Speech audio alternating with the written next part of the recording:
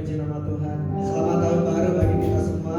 Saya mengundang kita semua untuk bangkit berdiri, sapa kiri kanan saudara, katakan selamat tahun baru. Tuhan Yesus memberkati. Haleluya.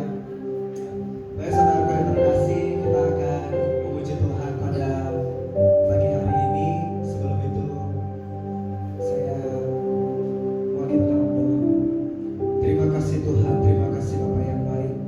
Kami bersyukur buat anugerah Tuhan dalam hidup kami Bapak. Kami bersyukur Tuhan kami ada di tahun 2026 ini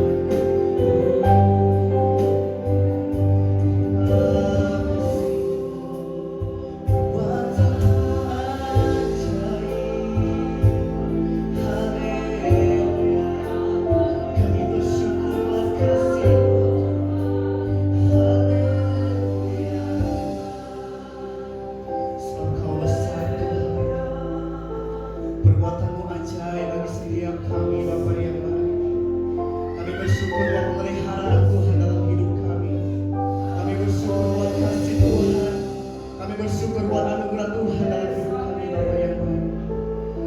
Kami ada sampai hari ini, itu semua karena kemurahan Tuhan. Haleluya. Sebab Kau yang besar, sebab Kau besar, perbuatanmu ajaib. Tiada yang seperti Engkau, tiada seperti Engkau. Sebab Kau besar, perbuatanmu ajaib. Tiada seperti Engkau,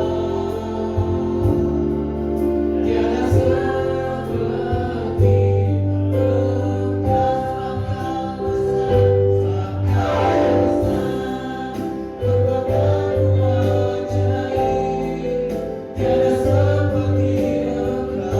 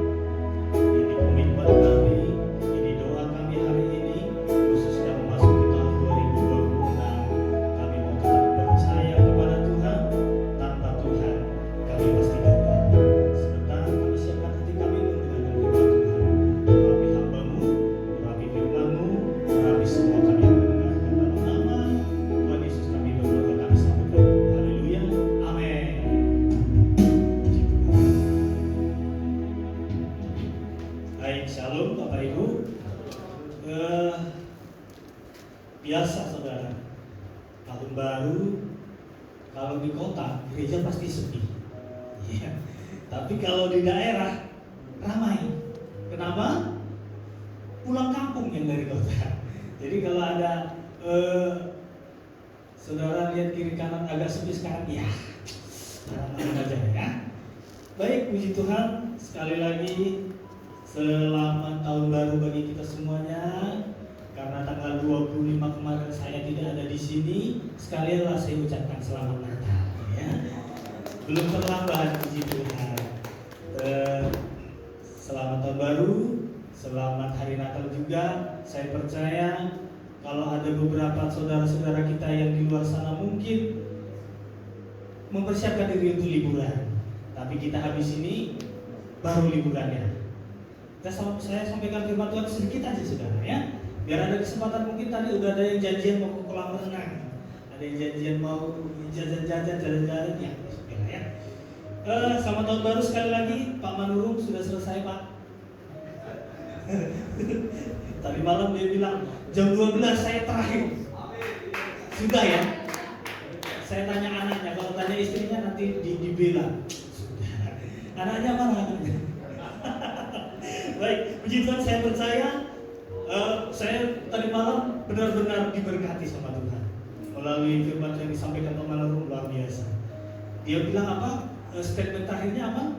Jangan sampai ganti Tuhan. Tahun boleh ganti, Tuhannya gak boleh ganti. Sekali lagi, tahun boleh ganti, Tuhannya gak boleh ganti. Puji Tuhan, kita berdoa kepada Pak Manurung, bukan kepada Pak Manurung, kepada Tuhan. Semoga Pak Manurung tetap bertahan dalam komitmennya. Amin. Hari-hari ini saudara, ada banyak berita-berita yang menggemparkan. Ini pertama kali saya ditunjuk menyampaikan firman di tempat ini di hadapan para senior. Ada Pak Samuel, ada Ibu Sam. Kesekian saya juga, karena saya satu kampus, hanya satu angkatan sekolahnya aja, umurnya kan jauh biasa. Ada Pak Manurung, ada Bapak Rudi.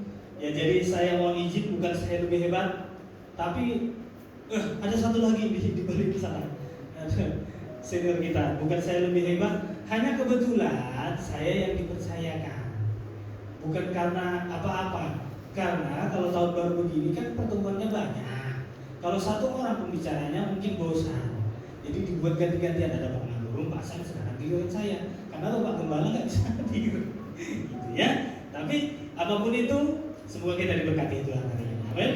Hari-hari ini kita diperhadapkan 2025 menjelang akhir tahun, ada berita-berita yang menakutkan. Ekonomi gak menentu, bencana alam di mana-mana, apalagi ada banyak hal yang membuat kita takut. Itu sebabnya hari ini Bapak Ibu Saudara, tema kita, bukan tema, judul kita hari ini adalah jangan takut. Katakan jangan takut. Sekali lagi, 1, 2, 3. Jadi jangan takut untuk memasuki 2026. Sebenarnya sudah difirmankan dari dulu bahwa keadaan akan semakin sulit, akan semakin sukar. Sebagai pembuka, Wahyu 6 ayat 6. Coba tolong. Wahyu 6 ayat 6. Sebentar ya. Sebagai pembuka aja, Wahyu pasal 6 ayat 3. Oke. Saya bacakan. Dan aku mendengar seperti ada suara di tengah-tengah keempat makhluk itu berkata, secupak gandum sedinar dan 3 cupak jelai sedinar, tetapi janganlah rusakkan minyak dan anggur. Saudara, Bapak Ibu, ada istilah secupak gandum sedinar. Secupak itu berapa? Ibu-ibu biasanya tahu secupak itu berapa, Bu? Bu Sam berapa? Secupak. Nggak tahu ya? Bu Haris, secupak berapa, Bu? Kalau saya tahu secupak itu 1,5 kilo. Setahu saya 1,5 kilo.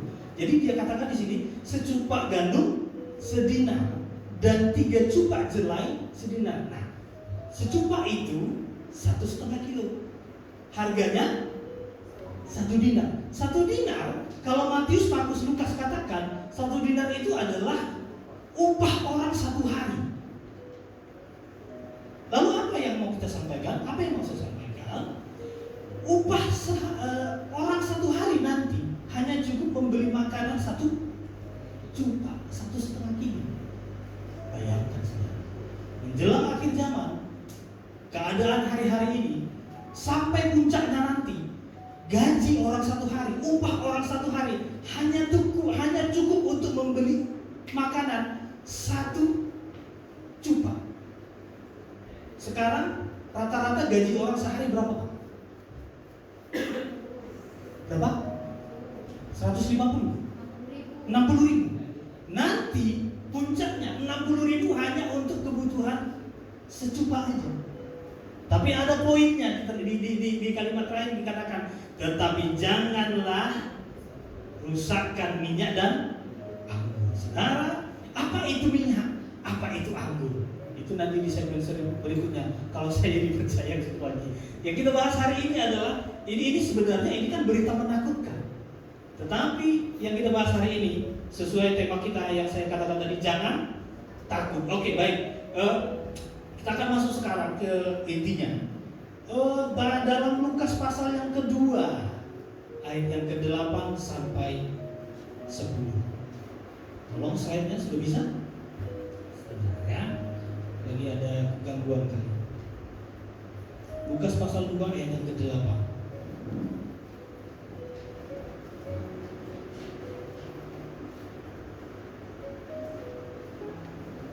Sudah?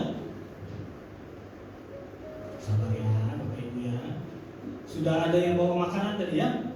Saya tadi lihat di belakang sana agak aromanya agak enak, jadi saya pikir, gak boleh lama-lama nih, makanannya enak aja sama. Oh belum ya? Oke, baik. Tolong Bapak Rian boleh baca. Lukas pasal 2 ayat 8. Lukas pasal 2 ayat 8 ikat firman Tuhan. Iya. Di daerah itu ada gembala-gembala yang tinggal di padang menjaga kawanan ternak mereka pada waktu malam. Lanjut. Tiba-tiba berdirilah seorang malaikat Tuhan di dekat mereka dan kemuliaan Tuhan bersinar meliputi mereka dan mereka sangat ketakutan. Lanjutkan 10. Ayat 10, lalu kata malaikat itu kepada mereka, jangan takut. Jangan takut cukup. Silakan dulu. Saudara, ini peristiwa tentang kelahiran Yesus. Jadi berkat pertama dari Natal apa? Jangan takut. Jadi berkat pertama ketika orang merayakan Natal, berkat pertama dari orang yang merayakan Natal bagi orang yang merayakan Natal adalah jangan takut. Begitu juga kita memasuki 2026.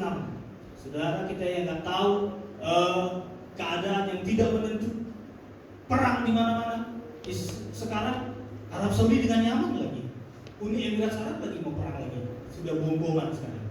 Kalau kita bukan orang yang di dalam Tuhan, waduh, ini sangat-sangat mengkhawatirkan. Kapan sampai ke Indonesia-nya, saudara? Tinggal tunggu waktunya aja. Kalau kita nggak mempersiapkan diri, waduh bisa kacau. Saya ulangi ayat yang ke-10. Kalau kata malaikat itu kepada mereka, jangan takut. Pertanyaannya, mengapa malaikat itu berkata jangan takut? Ya, itu yang pertama. Kenapa nggak takut? Kenapa nggak boleh takut?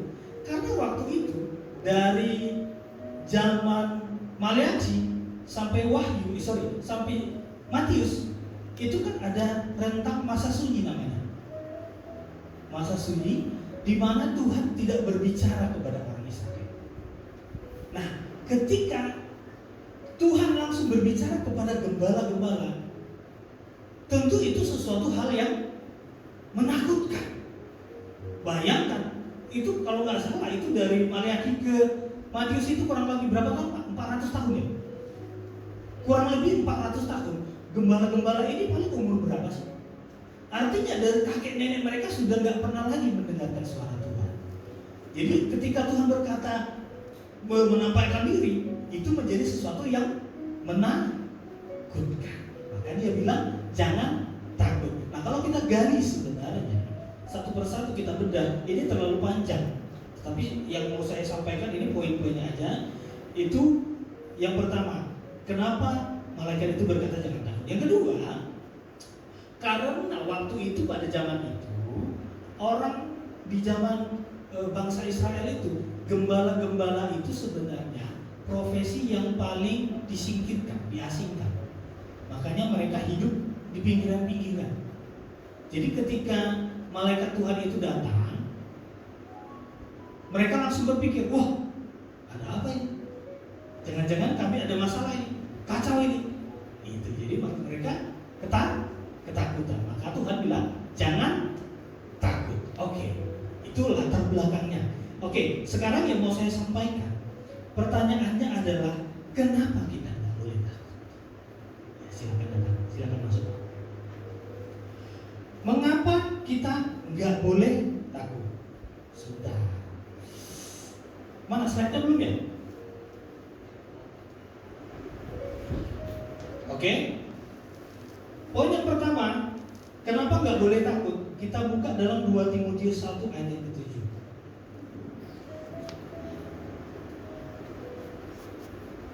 2 Timotius 1 ayat yang ke-7.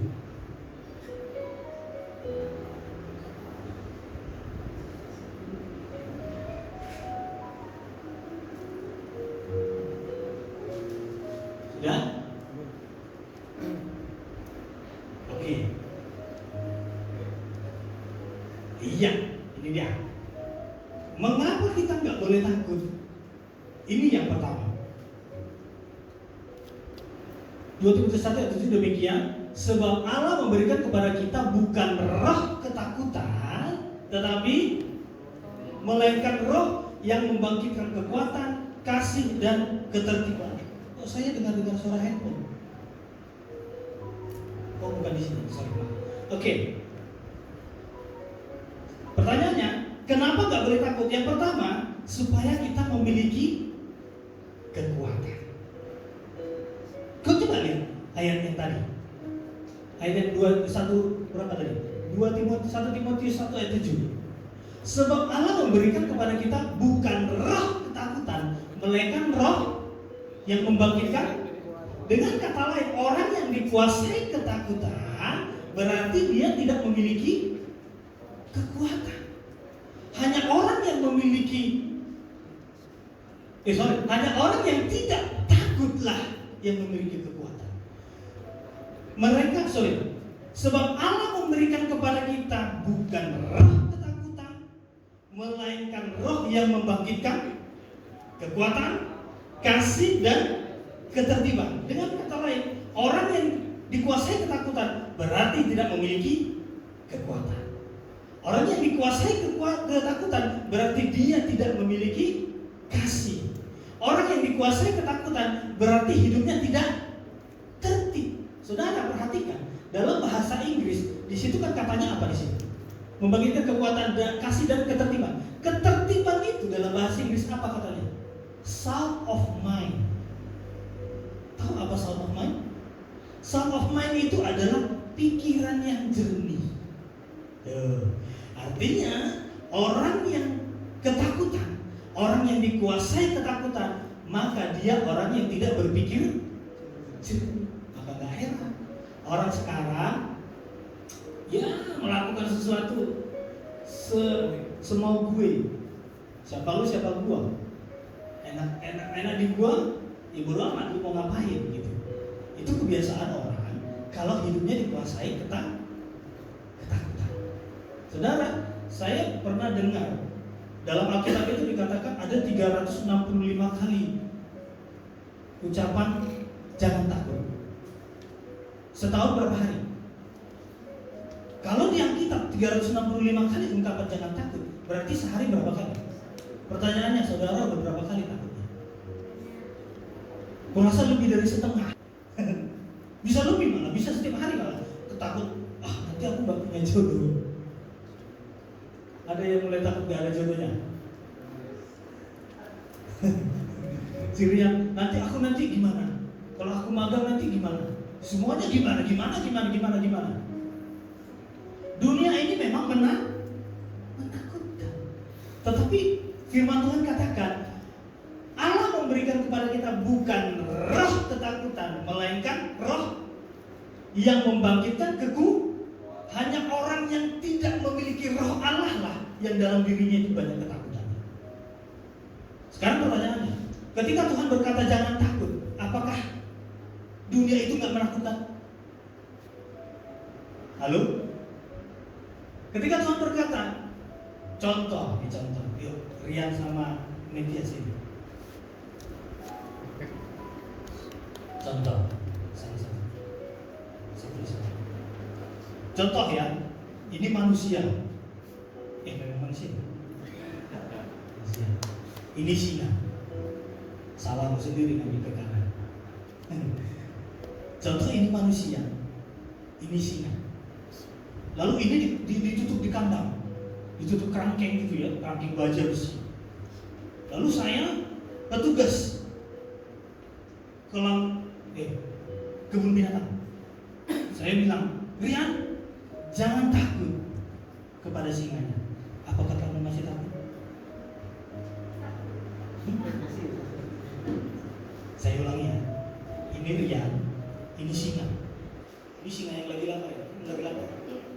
Iya lapar. Ini singa lagi lapar. Di kerangkeng. Dengarin. Ini di kerangkeng, ditutup besi, ditutupi rangka besi, baja. Saya petugas. Rian, kamu jangan takut sama singa itu. Apa kamu masih takut? Gak takut. Kenapa? Ditutup. Ketika dia ditutup, kamu gak perlu takut. Pertanyaannya, ketika kerangkeng yang saya buka, takut? Ketar-ketir. Artinya, ketika ini dibuka, ketika ini dikurung, apakah ini gak menakutkan? Tetap menakutkan. Jadi jangan takut versi Tuhan itu bukan jangan takut seolah-olah kita berbuat seenaknya sendiri. Ketika Tuhan bilang jangan takut, ya udah Tuhan sudah jamin jangan takut. Lalu kandangnya singa dimasukin aja. Bukan begitu saudara. Jadi orang yang ketika Tuhan berkata jangan takut, itu penuh dengan makanya Tuhan katakan jagalah hatimu dengan segala kewaspadaan. Artinya jangan takut versi Tuhan, jangan takut di dalamnya ada berjaga. Amin. Ngerti Rian? Jadi dia ini singa atau bukan? Bukan manusia. Ya silakan dulu. Terima kasih. Ya nah jadi bilang singa. Kesempatan balas dendamnya. Mungkin ada dendamnya sedikit sama media. Ya gitu saudara. Jadi yang pertama, jangan takut. Kenapa nggak boleh takut? Yang pertama, karena orang kalau sudah dikuasai ketakutan berarti tidak memiliki Sementara firman Tuhan yang lain katanya, ya laksana Raja Wali yang terbang. Kalau Raja Wali itu lemah, saudara, nggak mungkin dia bisa terbang tinggi. Saudara tahu nggak? Bapak Ibu tahu cerita filosofi dari Raja Wali, elang. Elang itu bisa hidup sampai umur 70 tahun. Sudah pernah dengar ceritanya? Jadi elang itu bisa hidup sampai 70 tahun. Di umur 40 tahun dia akan pergi ke puncak-puncak bukit meditasi, mengupgrade, merestorasi semua otot-ototnya. Bulunya itu dirontokin di sana selama kurang lebih 150 hari. Nah kalau dia nggak punya kekuatan, ya dia nggak bisa terbang lagi. Jadi firman Tuhan hari ini yang pertama, kenapa manusia nggak boleh takut? Karena kalau orang itu takut, itu membuktikan dia tidak memiliki Kalau orang takut, membuktikan dia tidak memiliki kasih. Kalau orang takut, membuktikan hidupnya tidak tertib. Tertib di situ, sound of mind. Artinya orang yang ketakutan tidak memiliki pikiran yang jernih. Kalau pikirannya nggak jernih, berarti apa isinya? Jorok. Pikiran kok lihat anak gadis sedikit kotor aja pikirannya. Saudara tahu lah apa yang kotor-kotor kalau lihat anak gadis. Lihat ada sesuatu yang lengah sedikit di pikirnya, aduh, apa ini bisa diambil ya. Pokoknya orientasinya yang jorok-jorok aja udah. Itu kalau orang Jadi kalau saudara punya teman, punya saudara, atau mungkin Anda dan saya berpikiran begitu, setiap hari isinya takut aja. Gimana nanti ya? Gimana nanti ya? Berarti saudara orang yang tidak ada roh Allah. Berarti saudara orang yang dipenuhi ketakutan. Yang kedua, kenapa manusia nggak boleh takut? Iya. Wahyu pasal 21 ayat yang ke-8. Sedikit aja saudara ya. Wahyu 21 ayat 8. Yuk baca sama-sama, bisa? Aku baca. 1, 2, 3. Tetapi orang penakut, orang-orang yang tidak percaya, orang-orang keji, orang-orang pembunuh, orang-orang sunda, tukang-tukang sihir, penyembah-penyembah berhala, dan semua pendusta, mereka akan mendapat bagian mereka di dalam lautan yang menyala-nyala oleh api dan belerang. Inilah kematian. Tetapi orang-orang penakut,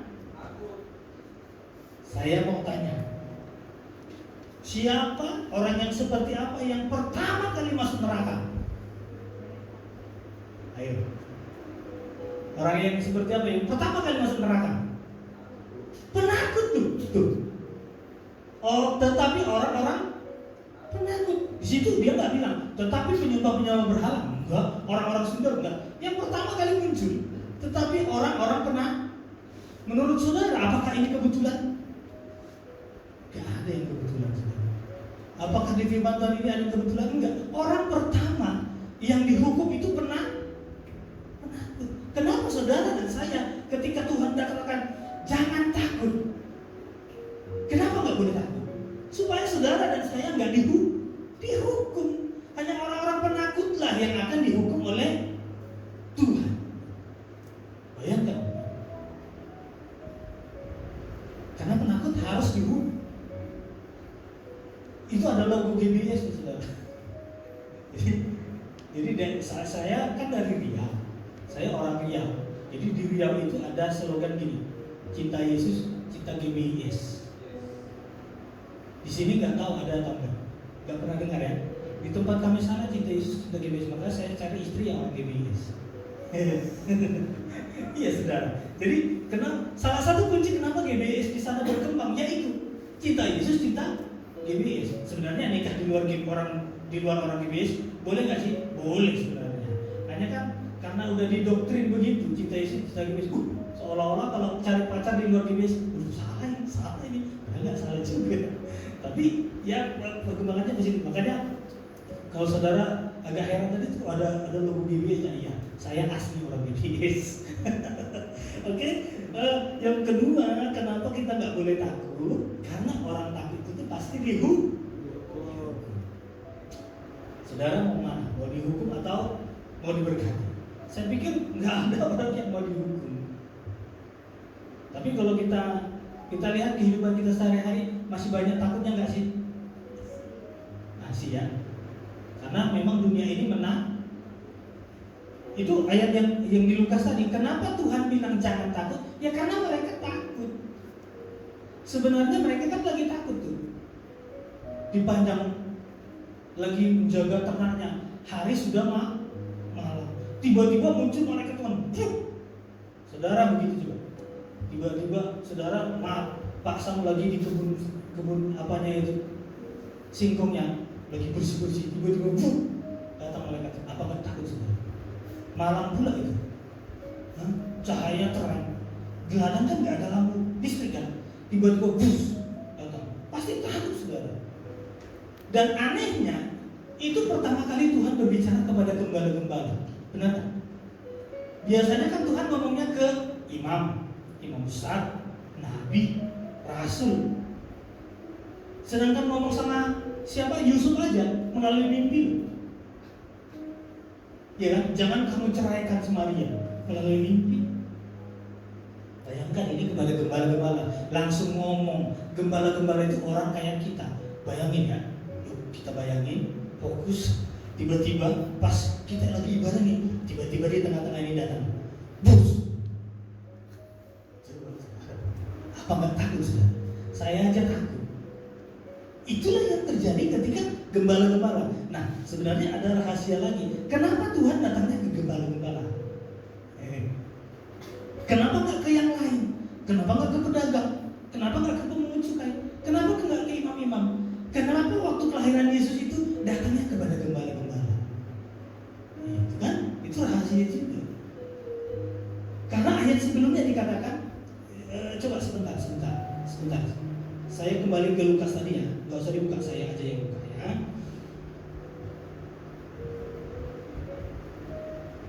Sebentar, masih sabar ya. Di daerah ayat yang ke-8. Di daerah itu ada gembala-gembala yang tinggal di padang menjaga kawan. Nah, saudara, hanya kepada orang yang berjaga-jagalah Tuhan akan menyatakan dirinya. Di situ dia katakan, di daerah itu ada gembala-gembala yang tinggal di padang menjaga. Artinya dia terjaga. Makanya saya aneh juga. Ini kan peristiwa kelahiran Yesus, benar nggak? Itu pada waktu malam.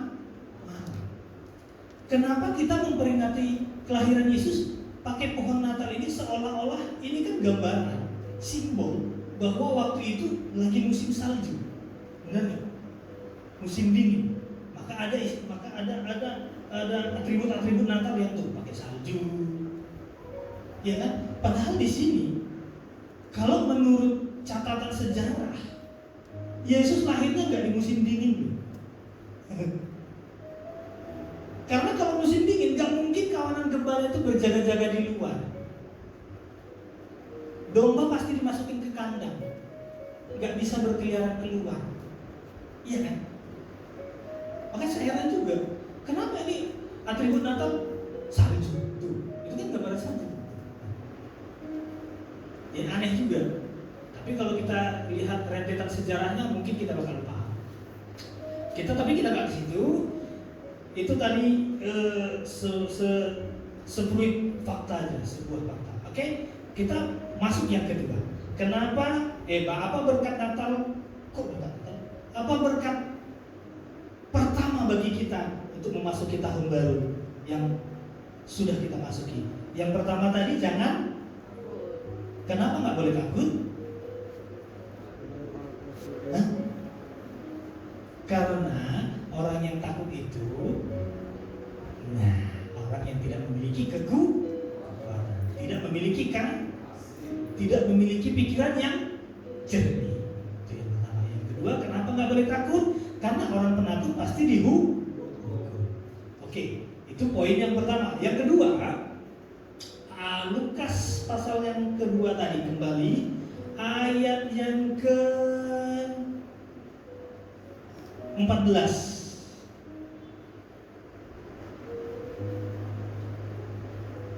Lukas pasal 2 ayat 14. Yuk bersama kita baca 1, 2, 3. Kemuliaan bagi Allah di tempat yang maha tinggi dan damai sejahtera di bumi di antara manusia yang berkenan kepadanya. Jadi yang pertama jangan takut, yang kedua damai sejahtera.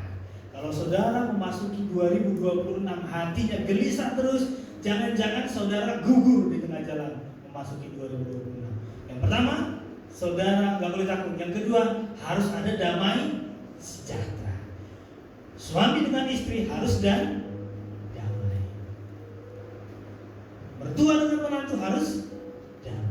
Gembala dengan jemaat harus damai. Jemaat dengan jemaat harus puji Tuhan. Nah, sekarang pertanyaannya lagi. Saudara kalau menyampaikan materi, mohon maaf bukan menyembuhkan diri, selalu ada pertanyaan-pertanyaan supaya paham. Kenapa perlu damai sejahtera? Apa gunanya damai sejahtera itu? Kenapa harus ada damai sejahtera? Karena damai sejahtera itu salah satu bukti bahwa dalam diri kita ada roh. Roma pasal 8 ayat 6. Roma 8 ayat 6.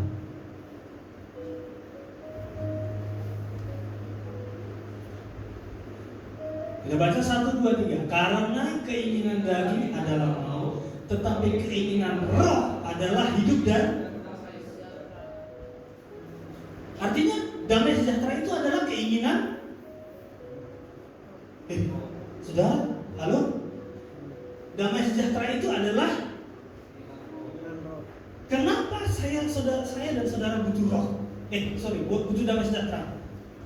Karena itu membuktikan bahwa dalam diri kita ada roh damai sejahtera, berjangan-jangan dalam diri saudara dan saya nggak ada Tuhan. Lalu kalau nggak ada Tuhan, apa yang ada? Hantu. Tinggal balik aja, Tuhan, hantu. Ya kan? Kalau bangunan itu nggak ada penghuninya, maka ia akan dihuni oleh roh jahat. Saudara, kenapa saudara perlu damai sejahtera? Membuktikan dalam diri saudara dan saya itu ada roh Allah. Apa gunanya roh Allah? Gitu kan? Kita kejar ayatnya sini. Yuk, dalam ayat lain 2 Korintus 3:17. Ini udah mau ending ini, udah mau ending. 2 Korintus 3 ayat 17. Demikian firman Tuhan, sebab Tuhan adalah roh, dan di mana ada roh Allah, kalau saudara nggak merdeka, berarti nggak ada damai. Atau sebaliknya, kalau dalam diri saudara nggak damai, jangan-jangan saudara belum orang yang merdeka. Bagaimana ciri orang yang merdeka? Hah? Dulu negara kita ini dijajah sekian ratus tahun. Kalau dulu katanya 350 tahun, tapi sekarang udah diralat, udah keluar buku sejarah yang baru, katanya nggak 350 tahun. Nggak tahu lah ya yang mana yang benar ya. Pokoknya kita nggak perang lagi, nggak dijajah. Ya mungkin kita dijajah negara kita sendiri aja ya. Jadi saudara, apa ciri-ciri orang yang sudah merdeka? Kalau dulu waktu kita dijajah, waktu zaman perang, apakah kita bisa tenang? Bisa damai? Jadi ciri-ciri orang yang sudah merdeka adalah damai. Kalau saudara isinya perang terus, suami dengan istri, istrinya banting pintu, suami banting lemari, sambut-sambutan, datang Pak Manuru banting semen, datang itu dari sana banting adukan semennya. Bu Sam banting apa lagi? Kompornya dibanting, datang Pak Sam banting apa Pak? Rice cooker. Lalu ada yang lebih heboh, datang si Bes dibanting mama bapaknya. Saudara, apa yang membuktikan seseorang itu merdeka? Ada damai. Saudara memasuki 2026, harus ada damai sejahtera. Kalau saudara tidak ada damai sejahtera, gak heran nanti di tengah jalan kita satu persatu gugur. Saudara, hamba-hamba Tuhan sekarang ini banyak yang rontok. Ada yang berkata nikah, yang cerai hidup bisa nikah lagi. Saudara sudah tahu cerita itu? Pendeta itu kenal, gak perlu saya sebutkan namanya, perempuan. Katanya bisa. Daripada mereka berdosa, mendingan disatukan, dinikahkan. Kenapa nggak dibalik? Daripada berdosa, ya dipisahkan aja. Dibalik aja lah. Masa harus disatukan? Bisa lah, biar jangan berdosa. Iya kan? Gitu saudara. Jadi yang pertama jangan takut, yang kedua perlu damai sejahtera. Di mana ada roh Allah, di situ ada. Saudara, di mana ada roh Allah, di situ ada kemerdekaan. Salah satu ciri orang yang sudah merdeka adalah hidup dalam damai sejahtera. Gitu. Jadi kenapa saya menyampaikannya kadang pertanyaan ini menjawab ini, pertanyaan ini menjawab, itu juga prinsip dari bahasa Indonesia. Jadi dalam bahasa Indonesia itu ada istilah kalimat bertingkat. Benar gak sih yang sekolah? Jadi kalimat bertingkat itu di mana kalimat sebelumnya menjelaskan kalimat selanjutnya, atau kalimat yang setelahnya menjelaskan kalimat sebelumnya. Itu kalimat bertingkat. Maka ketika saya menyampaikan dan membaca firman, saya selalu bertanya, di mana ada roh Allah, di situ ada kemerdekaan. Kalau dibandingkan dengan ayat yang sebelumnya, damai sejahtera di bumi. Artinya roh Allah lah yang memungkinkan seseorang merdeka. Lalu apa cirinya orang yang sudah merdeka? Dia pasti dipenuhi damai. Puji Tuhan. Sebagai penutup, ada satu kisah di Afrika, suku Maasai namanya, Kenya, Tanzania. Nama ada tradisi di mereka itu Emuratare namanya, Eunoto dan Emuratare. Apa itu? Jadi ini teringat masalah jangan takut. Ini sudah mulai ending ya, saudara. Di Afrika, ketika seseorang kepala suku ingin memilih kepala suku selanjutnya, kan harus orang yang sudah dewasa, antara remaja menginjak dewasa. Lalu untuk menentukan dia dewasa itu bagaimana? Ada kisah di sana, seorang anak muda, anak remaja, untuk menentukan dia dewasa, dia harus dibawa masuk ke tengah hutan. Di tengah hutan, dia ditinggal di sana, nggak ada persiapan apa-apa, tanpa kelengkapan persenjataan berburu. Dia ditinggal di sana bisa sampai bukan berminggu, satu malam penuh, dari malam sampai pagi, tanpa penerangan, tanpa senjata apa-apa. Dia hanya ditinggalkan, dia dibawa ke tengah hutan sana. Apakah itu suasana yang menakutkan? Saudara, kalau saudara dibawa ke sana, saudara takut nggak? Metias kalau dibawa ke tengah hutan gitu, tengah hutan. Ingat ya, tengah hutan. Saudara tahu tengah hutan? Pernah ke hutan? Hutan itu nggak ada apa-apa. Hutan yang ada binatang buas, apa lagi? Endemik, semua endemik tumbuhan. Itu aja yang ada di sana. Seseorang bisa dikatakan dewasa, layak menjadi orang dewasa, menjadi pemimpin berikutnya, dia dibawa masuk ke tengah hutan itu semalam-malaman penuh. Yang bahayanya kalau dia sampai bergerak memijak sesuatu, berbunyi tak? Kalau sempat berbunyi, itu kan memancing reaksi hewan buas. Ingat di Afrika loh ya, bukan di Tanjung Pinang ini. Afrika itu terkenal apa? Singa Afrika itu paling berbahaya. Jadi di tengah hutan belantara, nggak ada penerangan, nggak ada senjata, nggak ada perlengkapan, tidak ada makanan, tidak ada persiapan apa-apa, disuruh tinggal di sana. Umur berapa? 17. Berarti kalau kira-kira remaja menginjak dewasa umur berapa? 15 sampai 18. Anggaplah dia umur 15 tahun. Bayangkan saudara, umur 15 tahun masuk ke tengah hutan malam-malam. Diantar memang. Kalau dia lulus, dia layak menjadi pemimpin berikutnya. Tapi kalau gagal, saudara ngulang tahun depan. Karena itu sekali setahun. Ketika dia masuk ke sana, suasana menakutkan. Saudara, apa hal yang paling membosankan? Ketika dia di tengah hutan itu, nunggu pagi itu rasa-rasa seabad. Bayangkan di tengah hutan gitu, toleh kanan, toleh kiri, gak ada apa-apa. Itu 1 jam lama. Sedangkan Rian nunggu pacarnya aja udah janjian, 1 jam gak datang, lama gak? Lama. Berharap besok pagi terang. Ini semalaman penuh. Ketika 1 jam, 2 jam berlalu, ini udah mulai bisa. Gak boleh tidur. Kalau tidur takut mati, saudara. Banyak hewan di sana. Tapi ketika matahari sudah mulai terang, mulai terlihat kiri kanan, saudara tahu apa yang terjadi? Ternyata bapaknya ada di depannya.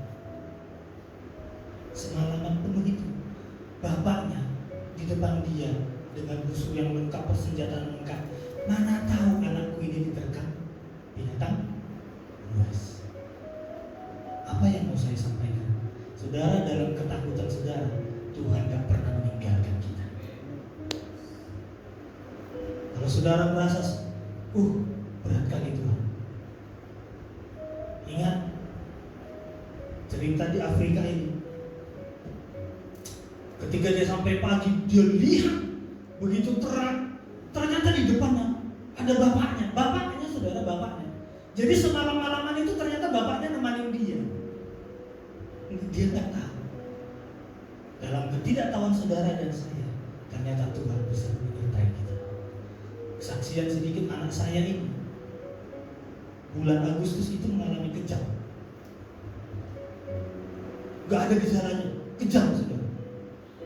Lalu kita bawa ke rumah sakit, katanya epilepsi.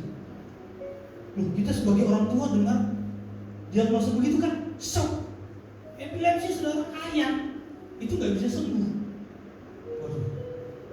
Di dalam hati saya dengan istri saya kurang percaya, kurang yakin. Lalu kita bawa ke Johor. Sampai di Johor ternyata nggak ada, puji Tuhan.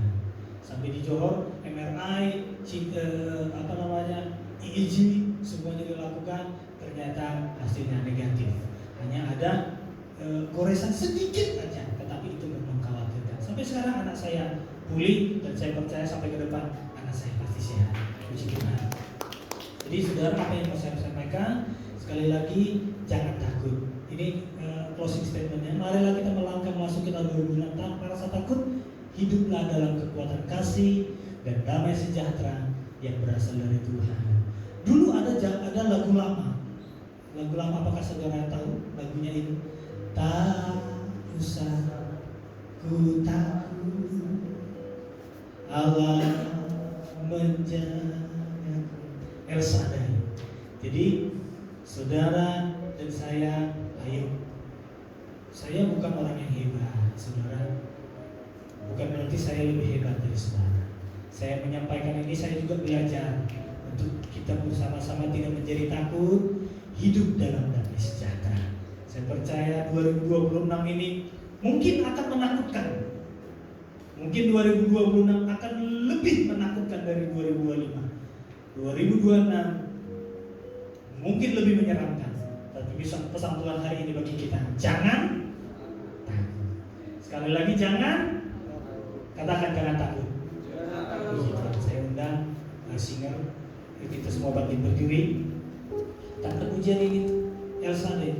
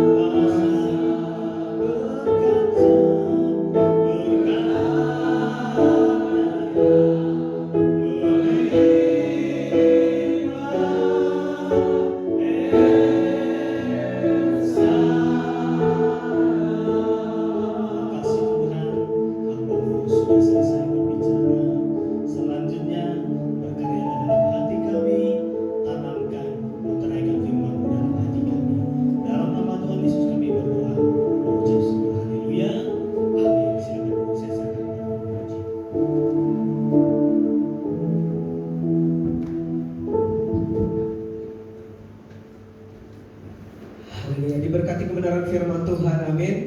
Haleluya. Biarlah kita tetap hidup dalam kekuatan, dalam kasih dan damai sejahtera. Terima kasih kepada hambanya yang sudah menyampaikan kebenaran firman Tuhan. Sebentar lagi kita akan memberikan persembahan kita. Sebelum itu mari kita satukan hati kita bersama dalam doa. Terima kasih Bapa, terima kasih Tuhan buat hari ini Tuhan, kami sudah menaikkan setiap pujian kami dan kami sudah mendengar segala kebenaran firman-Mu berbicara bagi setiap kami Tuhan. Kami percaya firman yang sudah kami dengar tidak berlalu begitu saja Tuhan, melainkan boleh menjadi rema dalam setiap kehidupan kami Bapa. Terima kasih, kami siap memberikan persembahan kami. Tuhan memberkati setiap tangan-tangan yang memberi, bahkan tangan doa sempat memberi. Tuhan memberkati. Dalam nama-Mu kami bersyukur dan memberi yang terbaik untuk Tuhan. Haleluya. Amin. Kita angkat pujian kita mengatakan betapa baiknya Engkau Tuhan.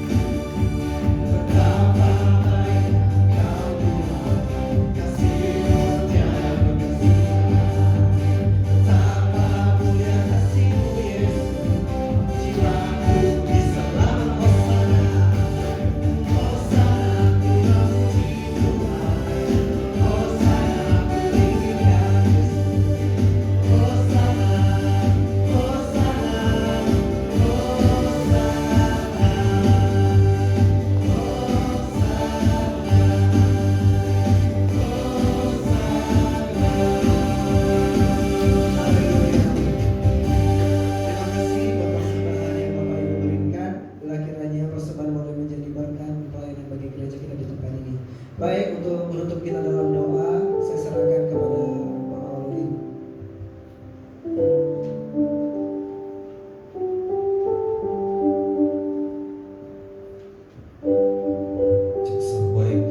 Baik Bapak Ibu, salam, selamat tahun baru buat kita semua. Terima kasih buat hambanya yang sudah menyampaikan kebenaran firman Tuhan pada hari ini. Sangat memberkati sekali Bapak Ibu. Intinya apa? Jangan takut untuk menghadapi tantangan-tantangan ke depan. Dan kita percaya ketika ada damai sejahtera dalam hidup kita, maka kita mampu melewati apapun yang kita alami di tahun 2026. Amin. Bapak Ibu terkasih, sekali lagi terima kasih buat hamba Tuhan yang sudah memberkati kita lewat kebenaran firman Tuhan. Pengumuman berikutnya Bapak Ibu terkasih, tanggal 4 Januari kita ada ibadah bersama, ibadah raya di tempat ini. Harapan kita seluruh jemaat Tuhan boleh aktif kembali untuk bersama-sama ibadah di tempat ini. Dan kemarin sempat diinformasikan Pak ya, ada open house di rumah Pak Samuel jam saya nggak tahu jam berapa, tapi tanggal 4 Januari Bapak Ibu terkasih, seluruh jemaat Tuhan diundang untuk makan siang bersama-sama di rumah Bapak Ibu Samuel. Kemudian Bapak Ibu terkasih, kita akan berdoa nanti bersama-sama buat seluruh jemaat Tuhan. Hari ini ada beberapa jemaat yang sakit ya, kita terus dukung dalam doa. Kita berdoa buat Bu Sylvia, berdoa buat Bu Widya Astuti, berdoa buat Putri, dan berdoa buat anaknya Pak Yesaya ya. Pak Yesaya semalam baru masuk rumah sakit, kebetulan di rumah sakit yang sama, dirawat di tempat si Putri. Kita berdoa supaya seluruh jemaat Tuhan yang sedang dalam keadaan sakit saat ini Tuhan sembuhkan Bapak Ibu. Amin. Untuk itu kita akan mengakhiri ibadah kita pada pagi hari ini. Saya jemput kita untuk sama-sama bangkit berdiri dalam hadirat Tuhan. Terima kasih Tuhan. Kita angkat pujian bagi Tuhan. Kami memuji kebesaran-Mu Tuhan.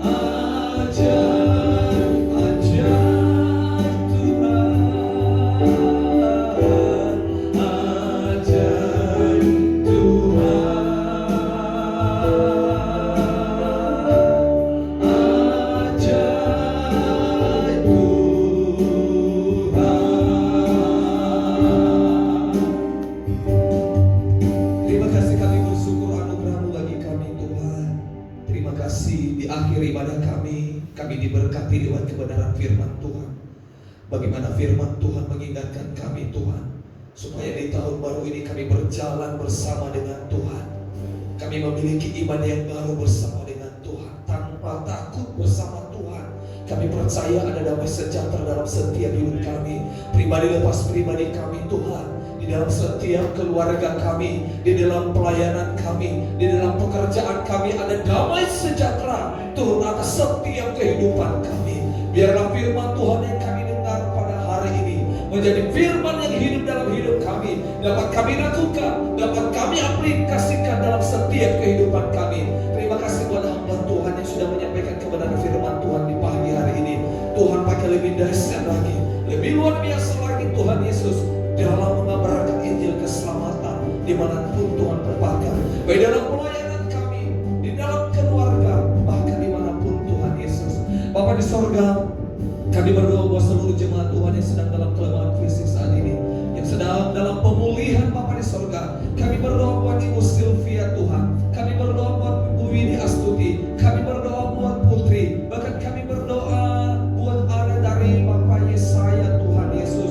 Biarlah Tuhan yang memimpin hidup mereka, Engkau Tuhan yang menyembuhkan di dalam nama Yesus Kristus. Kami tidak takut, kami tidak bimbang, sebab kami punya Tuhan yang luar biasa. Engkau datangkan mujizat-Mu dalam hidup mereka. Mereka mengalami kuasa kesembuhan ilahi. Mereka alami di dalam nama Yesus Kristus. Terima kasih Tuhan, terima kasih Bapa. Kami beriman, kami percaya hari ini mereka mengalami kuasa kesembuhan di dalam nama Yesus Kristus. Tidak ada yang mustahil, tidak ada yang tak mungkin bagi Tuhan. Kami percaya mujizat di 2000 tahun yang lalu akan terjadi mujizat yang sama pada hari ini. Mereka alami dalam hidup mereka. Terima kasih Tuhan. Kami berdoa buat seluruh jemaat Tuhan yang tidak bisa bersama-sama dengan kami beribadah pada hari ini, apapun aktivitas mereka, kesibukan mereka, dan dimanapun mereka berada Tuhan, kiranya Tuhan juga yang menolong mereka, memimpin kehidupan mereka, sehingga di minggu-minggu berikutnya kami boleh bersama-sama di tempat ini memuji, memuliakan nama Tuhan. Terima kasih buat jemaat Tuhan yang hadir pada hari ini juga Tuhan. Kami percaya kami tidak sama ketika kami masuk dari tempat ini. Ketika kami keluar Tuhan, kami membawa berkat damai sejahtera daripada Tuhan, sukacita yang daripada Tuhan di dalam nama Yesus Kristus. Terima kasih Tuhan. Kami berdoa juga Tuhan Yesus buat pelayanan